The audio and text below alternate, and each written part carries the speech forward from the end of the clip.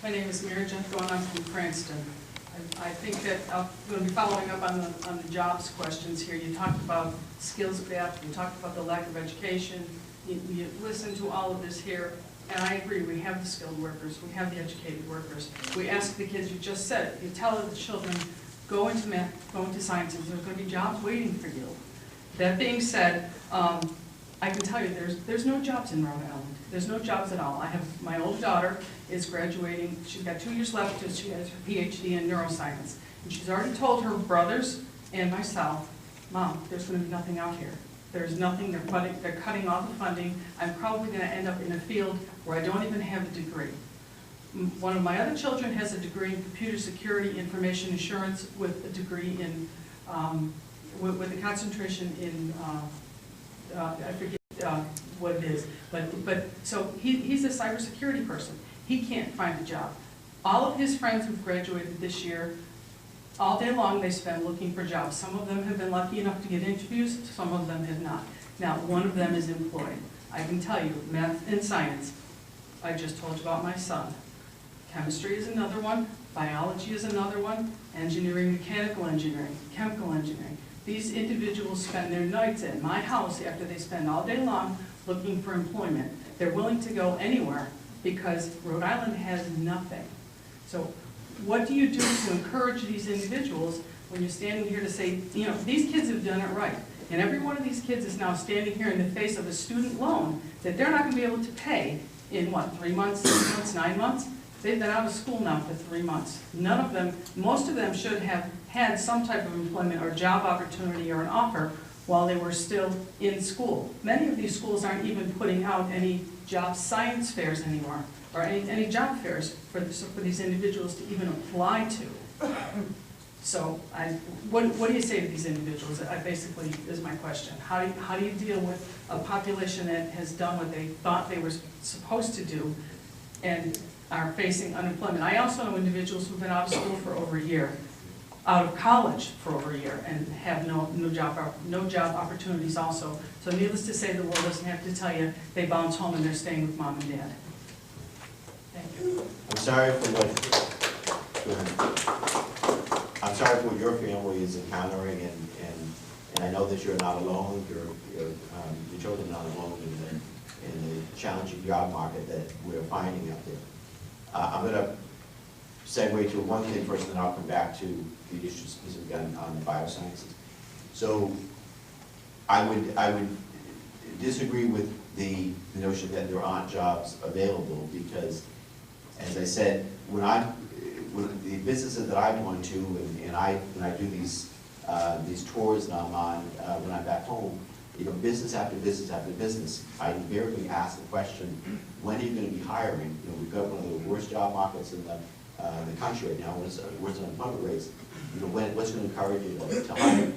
And the answer that I receive all the time, and I was surprised at it when I first started these business tours going back a couple of years, is that we are hiring right now, or we just hired, and we're having trouble finding workers from Rhode Island with the right skills, the jobs that we have available right now.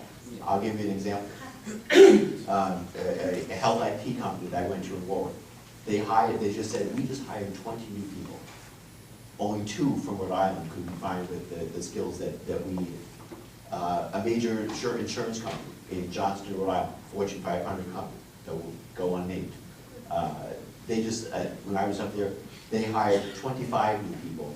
And although they made a concerted effort, and I talked to the CEO, they committed a concerted effort because they wanted to hire people from Rhode Island because they're more likely to stay in the job for a longer period of time. They were unable to find anyone with the right skills that they needed to do those jobs. Where do they advertise these jobs? Because I can guarantee these young people will be standing in line. So that's saying that you are But- right is not right. But what I'm saying is that it speaks to, at least in those particular fields, the skills gap that we have in our state. So to segue back over to your question, because it was more in the bioscience field. So it's a 2-part answer. One, I would say we need to do more in terms of creating an environment in which we are incentivizing job growth in the bioscience field and the knowledge system. I see that to be like a rocket ready to take off if we provide the right resources to incentivize job creation and business location and growth in that particular area. I'm hoping that with the work that I just talked about with the legislature, just enacted the legislation that they took up in implementing the RIPEC report, it's going to create almost like a greenhouse compact blueprint, if you will, putting resources behind incentivizing job growth in that area, as well as I hope that we'll do the same thing in the alternative energy fields. So that's one part of the answer. The other part of the answer, NIH funding is an area that I support wherever I have the opportunity. I was there during in the Congress when we doubled the NIH budget over a 5-year period. And why is that so important? Well, it's important to Rhode Island because places like Brown University and URI, our other colleges and universities in Rhode Island apply for, including our hospitals, by the way, apply for these NIH grants. They bring them to Rhode Island. They're able to hire Rhode Islanders, or they're able to bring researchers to Rhode Island to fill the jobs that result as a result of obtaining these grants. The problem is, as you can appreciate, when the budget is stagnant, or we have sequestration going into effect, what does it do? Well, it cuts these budgets all the way across the board, including NIH funding, and it shrinks the pool of funding that's available for research grants to be approved. In fact, even just keeping pace with inflation is a real frustration.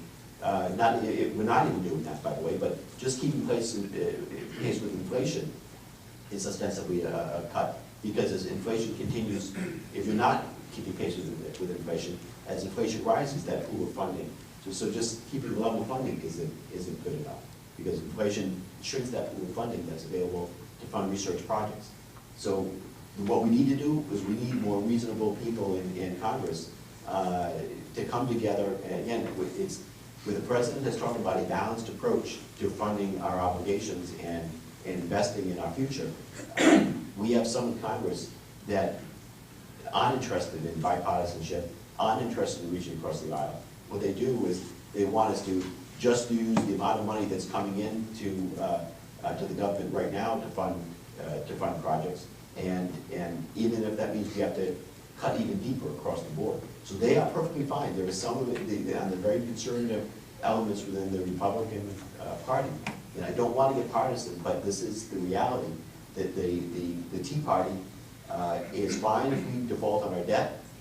They're fine if we just continue the sequestration for the next 10 years. So I can tell you now, we haven't felt the full effects of what sequestration really means. Some have.